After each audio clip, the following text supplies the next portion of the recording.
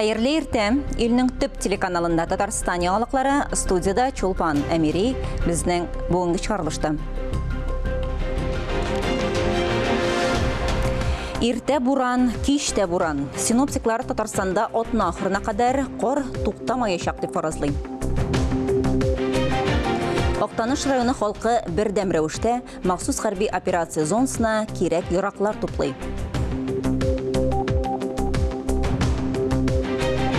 Иман нурында иманлы балалар. Нагорный бистәсе мәчетендә 70-тән артык бала дини белемнәрен сынады.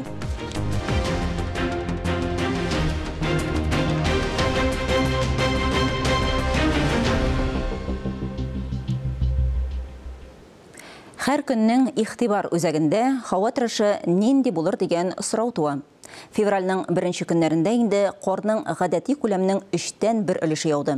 Метеорологлар сүзләренчә, республикага Ольга циклоны килде. Нәкъ менә ул тагын да күбрәк кар китерде. Мондый һава торышы кайчанга кадәр барыр? Бу турыда хәбәрчебез язмасында. Кар капламы 90 см бийеклектә. Тикшерү төгәллеге өчен метеоприборлар урнаштырылган урынны махсус чистартмыйлар. Метеорологлар карның бийеклегеннән тыш тыгызлыгын да билгели. Моны махсус үлчәү ярдәмендә эшлиләр. Этот прибор погружается в снег, далее подкапывается. Бу турба карга батырыла. Шундый усул белән үлчәү җайланмасы ярдәмендә хәзерге вакытта карның авырлыгын үлчибез. Кар никадәр тыгыз булса, анда дым да шул кадәр күп. Димәк, өй түбәләрендә боз барлыкка килүе дә арта. Бу хәлне коммуналь хезмәткәрләре җайга сала. Аномаль явым-төшемнәр сәбәпле юлларда тоткарлыклар, кар көртләре, җәмәгать транспорты чираттагы пассажирлар агымына әзерләнә. Күп кар явуга шәһәрнең махсус техникасы да әзер. 1000гә якын берәмлек җәлеп ителгән. Синоптиклар Казан өчен мондый циклоннар рекорд түгел дип раслый. Таким некоторым аналогом. Бездә 1963 ел бик карлы булды. Әгәр инде соңгы дистә еллар турында сөйләсәк, 1999 ел.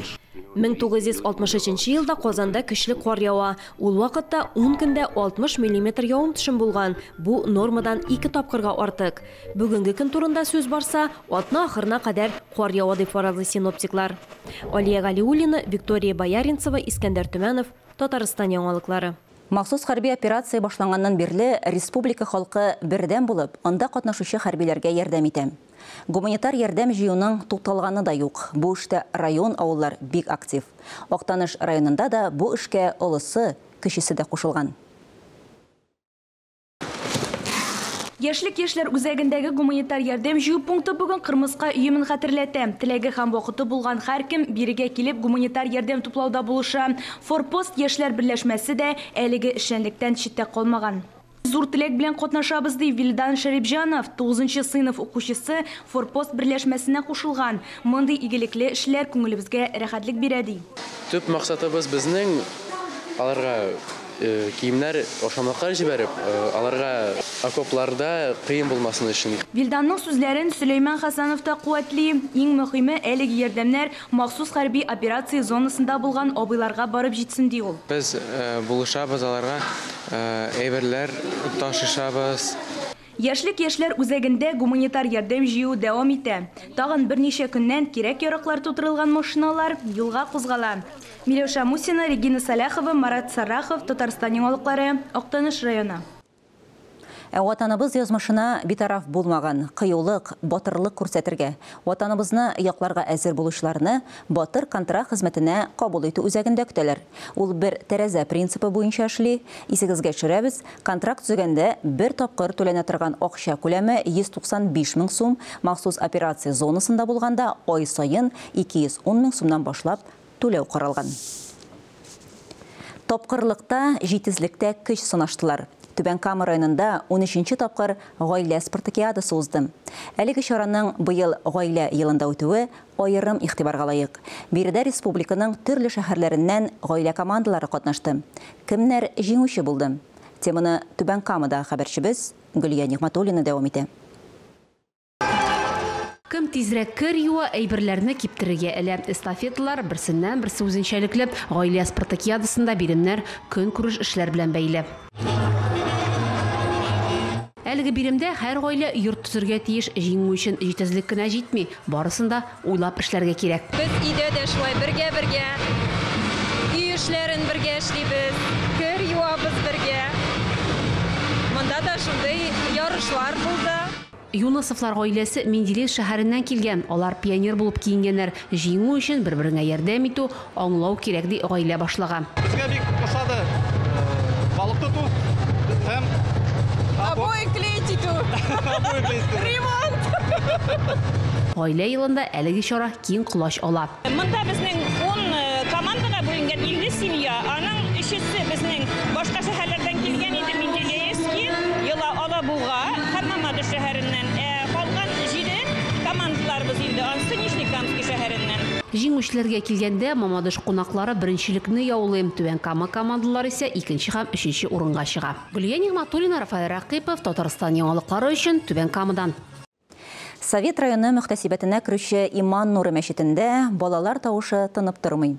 Дини дәресләр уза, дини бәйрәмнәргә багышланган чаралар да оештырыла. Шушы көннәрдә генә балалар тагын бер үзенчәлекле бәйгедә катнашты. Иман Нуры мәчетеннән Мөршидә Җихан репортажы. Ассаламу алейкум. Балалар түземсезлек белән конкурс башланганын көтә. Шунысы кызык, беркем дә каушап утырмый. Күрәсең, әзерлек бик югары дәрәҗәдә. Эш атнам өйрәндем я бу видеоларны. Үземдә истә бөтәй берне калдырдым. Мин әзер булам, беренче урын алырга. Мөгаллимнәре социаль челтәр аша кыска видео язмалар әзерләгән. Заманча һәм өйрәнергә уңайлы. Элекке вакытта без урамда да, җәйге вакытта Корбанга багышлап, Рамазан гаетенә багышлап, зурлап уздырадыр бәйрәмнәрне. Әмма бу юлы бәйрәмнән тыш бераз гыйлем дә балаларга бирер өчен шундый чара оештырдык.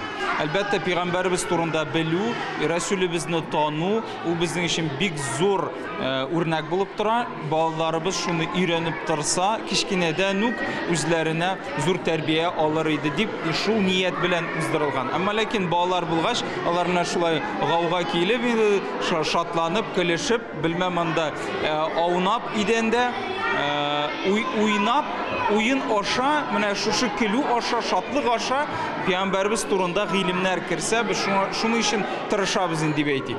Мөхәммәд саллаллаһу алейхи сәламнең тормышын балалар мәчет каршындагы укуларда да өйрәнә әлбәттә. Әмма конкурс аша әзерләнгәне күңелгә ныграк сеңеп кала ди оештыручылар. Пәйгамбәр саллаллаһу иң күркәм үрнәк әһәм. Шуңа күрә аның сыйфатларын өйрәнеп, аларны балаларга да өйрәтеп ул бер шундый тәрбия ысулы булып тора. Ягъни әхлак ягыннан да, дини ягыннан да аларга бер шундый тәрбия рәвеше була. Үстән дә бу чаралар, шундый конкурслар инде оештыру балаларга тормыш, Пәйгамбәрбезнең тормышын өйрәнүдә бер файда булып тора һәм инде аларның җәмгыятьтә күркәм шәхесләр үсүен өметләнәбез иншалла. Мөхәммәд Пәйгамбәр турында белемнәрен төрле яшьтәге ир балаларда, кызлар да сынап карады. Мин 22нче мәктәптән килдем, хәзер конкурста катнашам. Мөхәммәд саллаллаһу алейхи ва салламның тарихын өйрәндем. Теркәлүчеләр саны 70-тән артып китә. Тарихны өйрәнәбез. Безнең мусульман тарихы. Һәм без дуа өйрәнәбез. Кул хуаллаху ахад, Аллаху самад, лам ялид ва лам юлад ва лам якул лаху куфуан ахад. Конкурста катнашучылар Совет районында урнашкан мәчетләрдә өстәмә дини белем алучы балалар. Мин Бистән Нуры Габделгалә мәчетеннән Зиләфрүз апа белән өйрәнеп, Мөхәммәд саллаллаһу алейхи ва саллям тарихы буенча конкурс язарга килдем. Илә намазына кадәр барысы да җавапларын жюрига тапшырды.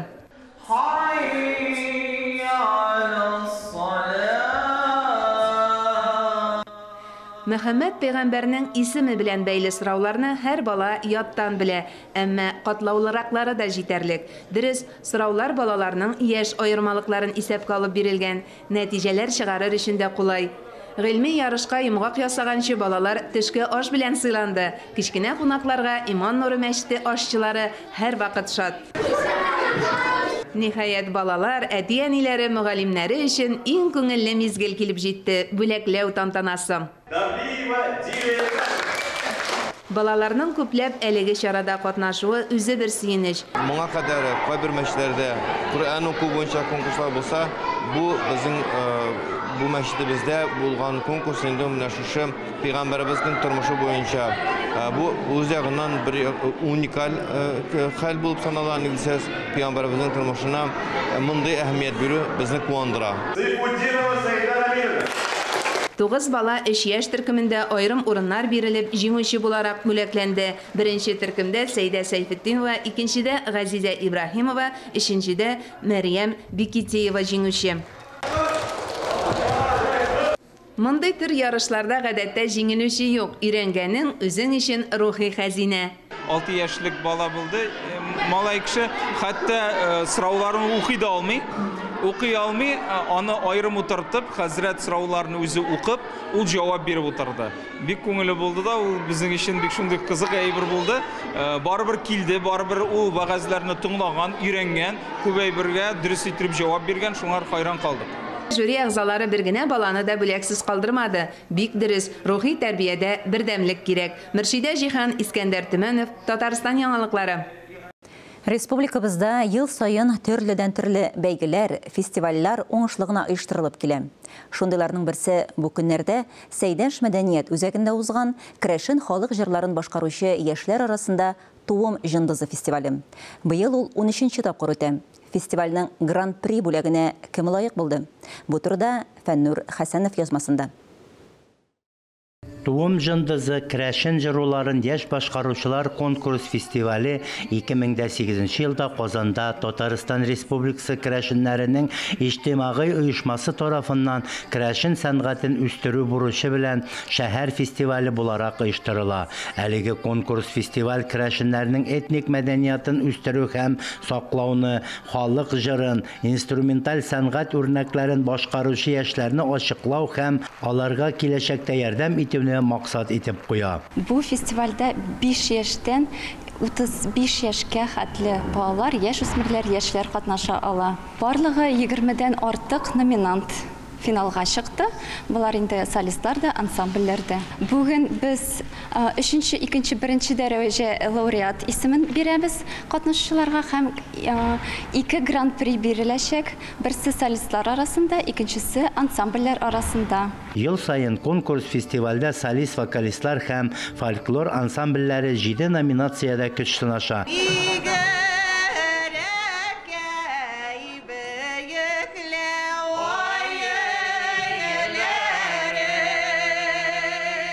Түбәнкама Сүрәккә Крәшен халык, фольклор халык ансамбле каршында эшләп килүче Җиз Каңгырау яшьләр төркеме. Үзебезнең Түбәнкама якларында җырлана торган Крәшен җырларын әбиләрдән яздырып алып, менә шуны хәзер Казанга күрсәтергә дип килдек. Сайлап алу турлары 5 зонада Чистай, Кукмара, Әлмәт, Кайбыш районнарында һәм Казан шәһәрендә узды. Фестивальдә бөтен республика буенча 1000дән артык талантлы яшьләр катнашты. Мин еш кына булгалыйм. Яков Емельянов исемендәге Крәшен үзәгендәге андагы балаларның, яшьләрнең шулай Крәшен җырларын өйрәнеп, аны халыкка җиткереп, аларның милли киемнәре, биюләре белән, әйтемнәре белән, менә шөгыльләнүләре белән мине сөендерә. Димәк, яшьләр чын-чынлап үзләренең балалар дип әйтәсем килә, үзләренең үткәннәрен, үзләренең йолаларын югалтмыйча, аны алдагы буыннарга җиткерсеннәр иде. Туым җындызы конкурсы катнашучы яшьләргә иҗат өлкәсендә дә мөмкинлекләр ача. Илнең иң яхшы уку йортларында белем алалар, Крәшеннәрнең Бәрмәнчек дәүләт фольклор ансамбленә эшкә урнашалар. Фестивальнең иң бер йөзек кашы дип әйтим әле, йөземе дип әйтимме, ул халыкчан башкару, традицияләргә туры китереп башкаручылар җыены бүген. Крәшен җырларын башкаручы солистлар арасында гран-при бүләгенә Кукмара районыннан Зоя Николаева ия булды. Ә фольклор коллективлары арасында Кайбыш районыннан Инешкәй фольклор ансамбле лаек дип табылды. Фәннур Хәсәнов, Ленар Хабибуллин, Татарстан яңалыклары. Иртәгә 8 февральдә Россиядә фән көне буларак билгеләп үтелә. Мыннан 3 гасыр элек Петр I фәрманы нигезендә булдырылган Фәннәр академиясе белән бәйле бу датаны һөнәри бәйрәм итү турындагы указны Россия президенты 1999 елда имзалаган иде. Без бу уңайдан бүген студияга кунакка Татарстан Фәннәр академиясының Татар энциклопедиясы һәм төбәкне өйрәнү институты директоры, профессор, академик Искәндәр Аяз улы Гыйләҗевне чакырдык. Актуаль әңгәмә сәхифәсен Ония Гыйбадуллина алып бара. Исәнмесез, Искәндәр Аязович? Хәерле көннәр. Энциклопедик эшчәнлек күптән инде галимнәрнең шулай мәгълүмат туплау, эзләнү, анализлаудан да артып китә. Шушы туплаган мәгълүматны киң җәмәгатьчелеккә тәкъдим итәргә кирәк. Менә сезнең сайтыгызны ачып карауга күрәбез. Күп санлы видео, аудио язмалар, текстлар, 1001 сылтама дип әйтер идем мин. Димәк, сез шулай файдалы һәм нәтиҗәле иттереп мәгълүматны тәкъдим итү юнәлешендә бик зур эш башкарасыз. Чыннан да шулай, без соңгы вакытта менә шул булган, тупланган мәгълүматны халыкка җиткерү өстендә бик актив эшләргә тырышабыз. Чөнки чыннан да китапны бастыру бер шул. Зур эш, әлбәттә, бик җаваплы эш, ләкин ул китапның тиражы артык зур булмый хәзерге заманда бигрәк тә. Ул китапны һәрбер китапханәгә, һәрбер укучыга хәтта җиткереп булмый. Җиткерәсе килә бит. Һәм без инде хәзерге замана таләпләреннән чыгып, замананың мөмкинлекләреннән чыгып, үзебезнең эшчәнлегебезне үзгәртергә тырышабыз һәм менә шушы фәнни агарту юнәлешендә активрак үзебезне күрсәтергә тырышабыз. Һәм бу безнең хәзерге көндә көн кадагында тора торган мәсьәләләрнең берсе, безнең өчен иң әһәмиятле юнәлешләрнең берсе. Менә шу фәнни агарту эшчәнлеген тагын да җанландырыбрак җибәрү. Кулланучылар күпме? Кулланучыларны ул төрле безнең проектлардан проектлар белән кызыксынучылар, әлбәттә, без аларны һәрберсен тип барлап бара алмыйбыз инде, ләкин әгәр дә без менә онлайн энциклопедия проектын алсак, менә электрон энциклопедия проектын алсак, башлап җибәргәндә ул менә 5 ел элек, мәсәлән, көненә ул сайтка бер 100-150 кеше керә иде, хәзерге көндә кайбер көннәрдә ул 5000-гә җитә. Димәк, көненә 5000 кулланучы безнең сайт белән файдалана. Бу зур казаныш дип саныйм мин. Әйе, бу дөрес мәгълүматны кулланучылар арта дигән сүз. Әйе, чөнки безнең бит төп проектыбыз ул татар энциклопедиясе, 6 томлык татар энциклопедиясе. Без аны инде Татарстан Республикасы һәм Татарстанда яшәүче халыклар турында төп мәгълүмат туплаган басма дип саныйбыз. Һәм объектив мәгълүмат туплаган дип басма дип саныйбыз. Һәм әлбәттә безнең электрон энциклопедия, менә бу электрон проектыбыз менә шул мәгълүматларга таянып эшләнә. Әлбәттә, ул инде бераз башка мөмкинлекләр ача. Шулай да аның объективлыгына зыян килми. Һәм килесенчә без менә шушы объективлыкны алга алып барабыз һәм төп принцип итеп куябыз. Һәрбер милләтнең дә бит энциклопедиясе юк. Әйе, бу чыннан да зур бер казаныш. Энциклопедия ул фәннең нинди дәрәҗәдә үскәнлеген күрсәтә торган күрсәткеч, фән нинди дәрәҗәдә үскән. Нинди галимнәребез бар безнең һәрбер юнәлештә, һәрбер тармакта. Һәм икенче яктан ул энциклопедия республиканың, халыкларның үсешен күрсәтә торган, чагылдыра торган бер фәнни мәгълүмат, фәнни тупланма. Һәм әлбәттә, менә бездә шундый энциклопедия булу, Татарстанда шундый энциклопедия булу, ул зур казаныш һәм горурланырлык казаныш. Менә шу 30 ел эчендә без 6 томлык татар энциклопедиясын рус телендә чыгардык, 6 томын чыгардык татар телендә, дөрес татарчасы инде 7 китаптан тора, чөнки 6нчы томы зуррак булып чыкты, 2 эштән тора, һәм 43 меңдән артык мәкалә, фәнни мәкалә дөнья күргән, нинди зур байлык уйлап карасаң, ничә 23 мең ни фото материал бирелгән, бу зур казаныш, зур байлык, рухи байлык. Ләкин без бит хәзерге көндә шуның белән генә канәгатьләнеп, кул кушырып, эш башкарылды, институтыбызның максатына куелган максатка ирештек. Димәк, без хәзер эшебезне дәвам итмәчәк тә ярый дигән сүз белән утырып булмый бит инде. Шуңа күрә хәзерге заман таләпләренә туры килергә тырышып, без төрле юнәлешләрдә шырып барырга тырышабыз. Тармак энциклопедияләре, диаспорага багышланган басмалар, шәһәребезгә һәм торак пунктларыбызга багышланган басмалар, халыкларга, Татарстанда яшәүче халыкларга багышланган басмалар. Алар һәрберсе менә шушы традиция нигезендә эшләнә торган фәнни җыентыклар, китаплар, энциклопедиялар, сүзлекләр. Һәм без менә шушы юнәлештә әлбәттә җаваплылыгыбызны һәм объективлыгыбызны сакларга тырышабыз. Хәзерге көндә без яңа проектлар белән яшибез һәм шулай ук бергә эшләргә тырышабыз. Ул безнең өчен хәзерге көндә зур бер максат. Мәсәлән, Тарих институты бар, Тел әдәбият сәнгать институты бар, Археология институты бар. Безнең коллегаларыбыз берлектә бер-беребезгә таянып, яңа проектлар турында уйланабыз. Мәсәлән, Бөек җиңүнең юбилеена әзерлек башланды һәм без бу зур вакыйгага яңа басмалар планлаштырабыз. Мәсәлән, тарихчыларыбыз белән. Без менә айрым уяларыбызда гына утырмыйбыз. Һәрбер институт үзенең эшчәнлегендә коллегаларының эшчәнлеге турында да хәбәрдар, нәрсә эшләгәннәрен белә. Без тарихчылар нәрсә эшләгәннәрен беләбез, археологлар нәрсә эшләгәннәрен белә. Алар безнең белән ниндидер айрым проектлар күтәрергә тырышалар. Димәк, эш тагында нәтиҗәлерәк булыр дип ышанасы килә. Искәндәр Аязович, безнең сезнең белән Россия фәне көне уңайыннан оештырылды бит инде. Нинди уй фикерләрегез? Уй фикерләр оптимистик. Дөресен әйткәндә, фән һәр вакытта да һәрбер җәмгыять өчен бик әһәмиятле күрсәткеч. Фәнгә игътибар бирелсә, мин монда инде гуманитар фән турында әйтәм әле. Мин һәр вакытта гуманитар фән әһәмиятен рухи сәламәтлек белән бәйлим. Җәмгыятьнең рухи сәламәтлеге гуманитар фән үсеше белән бәйле.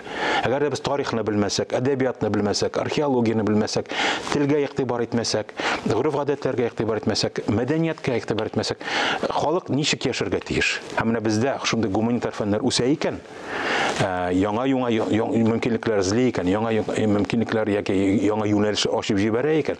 Димәк, без үзебезнең җәмгыятебез сәламәт булачак дип ышанабыз. Рәхмәт сезгә җавапларыгыз өчен һәм киләчәктә дә нәтиҗәле эшчәнлек сезгә. Рәхмәт сезгә дә уңышлар телим. Хөрмәтле телевизор караучылар, берничә минуттан соң эфирны хәерле көн Татарстан тапшыруы дәвам итә. Хәерле көн, Эльза.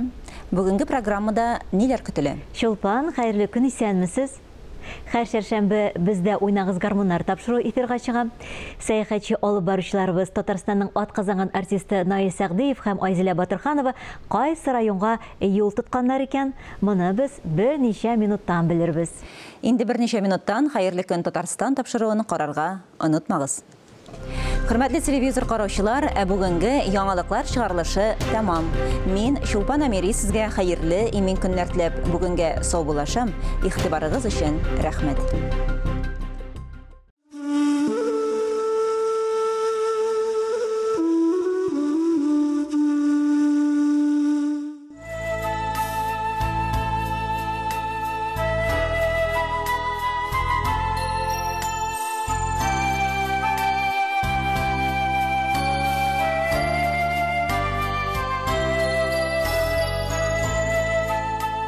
Шешкелернең алтын нуры булып, сабый чагым җанга бәрелә.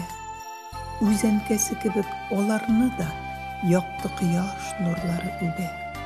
Шешкеләрдә нинди моң бар дисәм, дөнья гамы сыйган аларга.